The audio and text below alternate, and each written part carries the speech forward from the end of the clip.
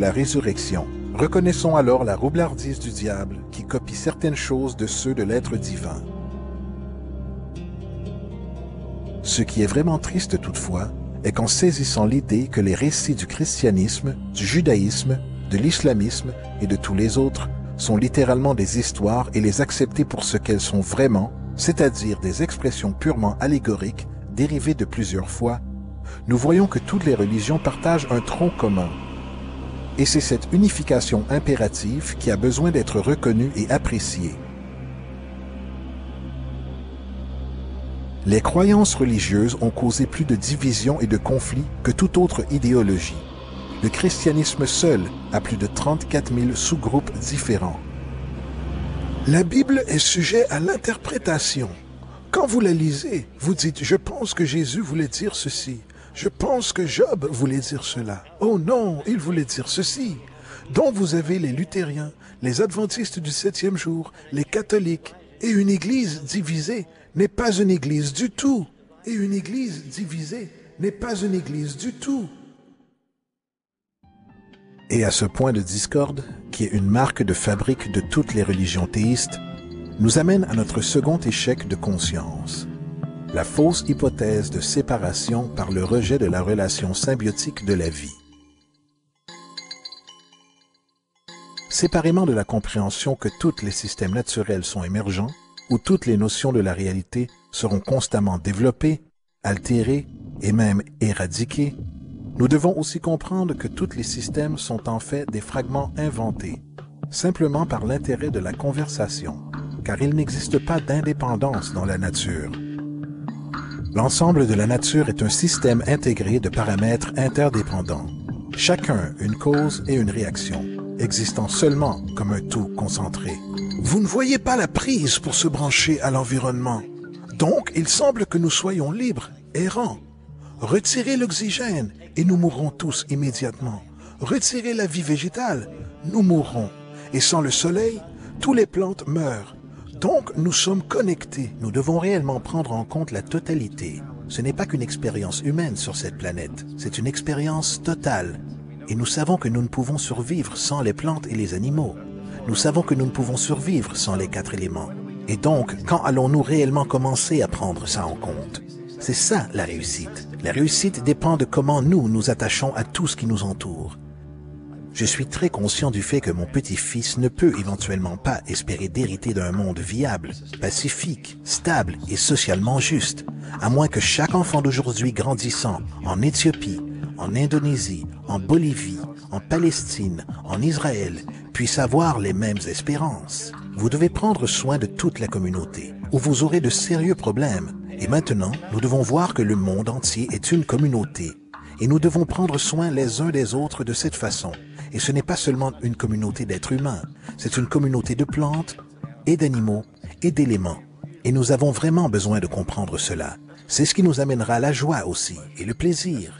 C'est ce qui manque à nos vies maintenant. Nous pouvons l'appeler spiritualité, mais le fait est que la joie vient de cette félicité d'interconnexion. C'est notre esprit de Dieu, c'est une partie de nous qui la sent réellement. Et vous pouvez la sentir profondément en vous. C'est ce sentiment merveilleux, et vous savez quand vous l'avez. Vous ne l'obtiendrez pas avec de l'argent. Vous l'obtiendrez par la cohésion. Now, if that isn't a hazard to this country, how are we going to keep building nuclear weapons? You know what I mean? What's going to happen to the arms industry when we realize we're all one? It's going to fuck up the economy. The economy that's fake anyway. The economy that's fake anyway. The economy that's fake anyway. The economy that's fake anyway. The economy that's fake anyway. Which would be a real bummer. You can see why the government's cracking down on the idea of experiencing unconditional love.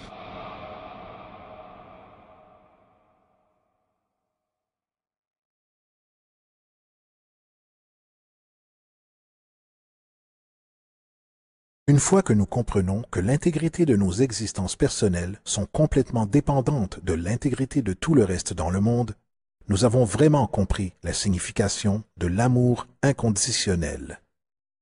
Car l'amour est la fusion, et de voir toute chose en vous et vous, en toute chose, ne peut avoir de condition. Car en fait, nous sommes toutes ces choses à la fois. If it's true that we're all from the center of a star, every atom in each of us from the center of a star, then we're all the same thing. Even a Coke machine or a cigarette butt in the street in Buffalo is made out of atoms that came from a star. They've all been recycled thousands of times, as have you and I. And therefore, it's only me out there. So what is there to be afraid of? What is there that needs solace-seeking? Nothing. There's nothing to be afraid of because it's all us. The trouble is we have been separated by being born and given a name and an identity and being individuated. We've been separated from the oneness, and that's what religion exploits, that people have this yearning to be part of the overall one again. So they exploit that. They call it God. They say he has rules. And I think it's cruel. I think you can do it absent religion.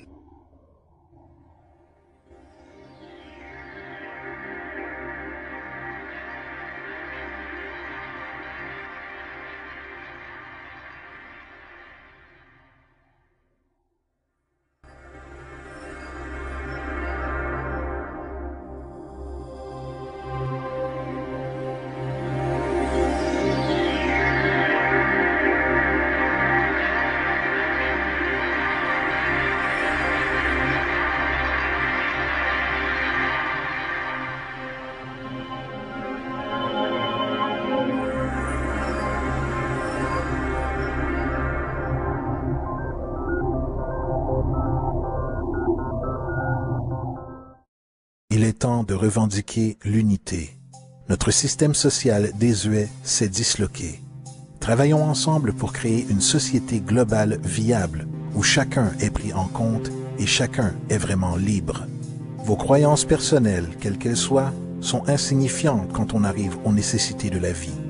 Chaque humain est né nu, nécessitant de la chaleur, de la nourriture, de l'eau, d'un abri. Tout le reste est auxiliaire. Cependant, le problème le plus important à porter est la gestion intelligente des ressources de la Terre, qui ne peut être accomplie dans un système monétaire, car la poursuite du profit est la poursuite de ses propres intérêts, et donc le déséquilibre est inhérent. Simultanément, les politiciens sont inutiles, car nos vrais problèmes dans la vie sont techniques, pas politiques. De plus, les idéologies qui séparent l'humanité, comme la religion, requièrent de fortes réflexions dans la communauté par rapport à leurs valeurs, buts et pertinence sociale. Avec de l'espoir, à travers le temps, la religion perdra son matérialisme et ses bases superstitieuses et évoluera vers le domaine utile de la philosophie. Le fait est, la société aujourd'hui est arriérée, avec des politiciens parlant constamment de protection et de sécurité plutôt que de création d'unité et de progrès. Les États-Unis seuls dépensent maintenant environ 500 milliards de dollars annuels pour la défense. C'est suffisant pour envoyer chaque étudiant d'Amérique du cycle secondaire pendant 4 ans dans une grande école. Dans les années 40, le projet Manhattan réalisa la première véritable arme de destruction massive. Ce programme employa 130 000 personnes et un coût financier extrême.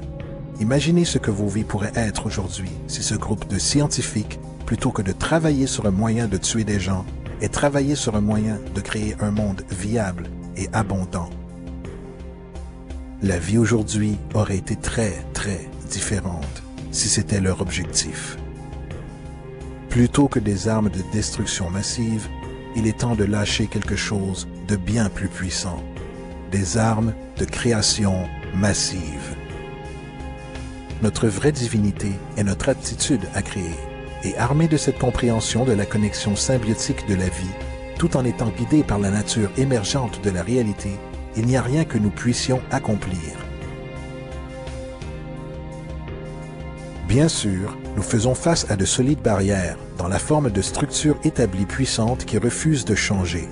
Au cœur de ces structures se trouve le système monétaire.